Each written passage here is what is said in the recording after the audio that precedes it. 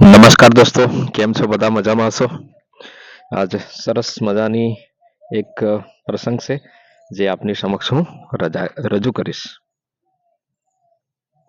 પ્રિયદર્શી સમ્રાટ અશોક એમની વાત છે.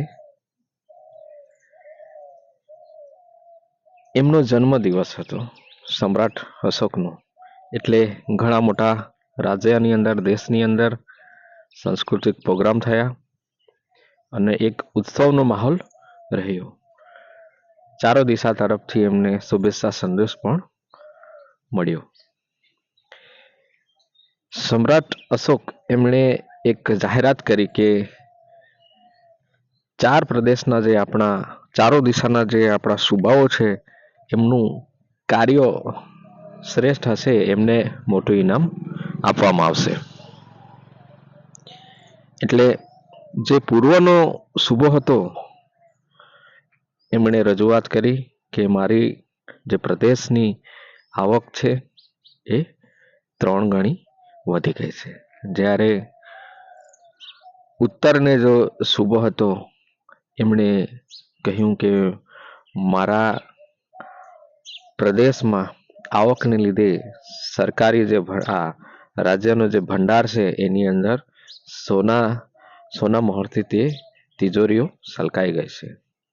ત્યારે ત્રીજા સુબાએ વાત કરી કે આપણા જે કર્મચારીઓ ખરા એમની આવક મેં ઓછી કરી નાખી અને કરવેરો થોડોક વધાર્યો, એના લીધે જે પ્રદેશની આવક છે એ સરકારી તિજોરીમાં વધી ગઈ. જ્યારે ચોથા નંબરનો જે સૂબો હતો એમણે કહ્યું કે ગઈ વર્ષ કરતા આ વર્ષે જે પ્રદેશની આવક હતી એ ઓછી થઈ. કારણ કે જે મુગણાલયો છે, સ્કૂલો છે, ત્યાર પછી દવાખાના છે, હોસ્પિટલ છે, એમાં મેં એનો ઉપયોગ કર્યો, જન કલ્યાણ માટે જ ઉપયોગ કર્યો.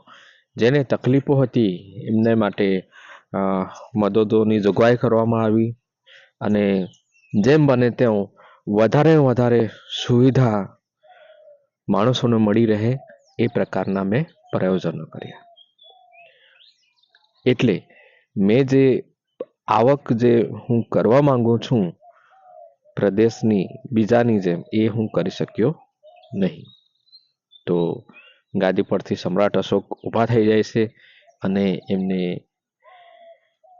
કહે છે કે ખરેખર તમે જે કાર્ય કર્યું એ બિલકુલ ઉચિત કાર્ય કર્યું. કારણ કે સુશાસન અને શાસન જે વહીવટ જે કરવું જોઈએ, જે રીતના સુવિધા આપવું જોઈતી હતી, મારા મનનો, હૃદયનો, જે આત્માનો જે અવાજ હતો એ આ પ્રમાણે જ હતો. આપણે દરેકે આ રીતના જ કાર્ય કરવું જોઈએ. આપણે કરવેરા નાખીને કે પછી આપણે માણસોના જે કામ છે એ કામ ખરેખર પ્રથમ આપણે એમને ઉપયોગી બનવું જોઈએ. પરોપકારની ભાવના આ રીતના જ આપણે રાખવું જોઈએ. એ રીતના જે ચોથા નંબરનો સૂબો હતો એનાથી સમ્રાટ અશોક આનંદિત થઈ જાય છે અને એમને મોટું ઇનામ આપે છે. તો આ સરસ મજાનો એક પ્રસંગ હતો દોસ્તો, કે શાસન અને સુશાસનની અંદર જે આ રીતના આપણે સુવિધાપૂર્ણ જીવન આપણે આપી શકીએ એ જ મોટી વાત છે, પરોપકારની વાત હતી. જે રીતના વૃક્ષો એ પોતાના માટે હોતા નથી, બીજા માટે જ પરોપકારની ભાવના રાખે છે.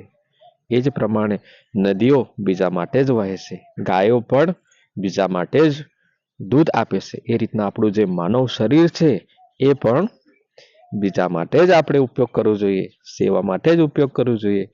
તો જ આપણે આ વસ્તુને ચરિતાર્થ કરી શકીએ કે વસુધૈવ કુટુંબકમ, આખી ધરતી જ આપણી કુટુંબ છે, સબસે ઊંચી પ્રેમ સગાઈ. આ બાબતો ઘણી જ મહત્વની છે દોસ્તો. તો આ એક સરસ મજાનો નાનકડો પ્રસંગ હતો દોસ્તો.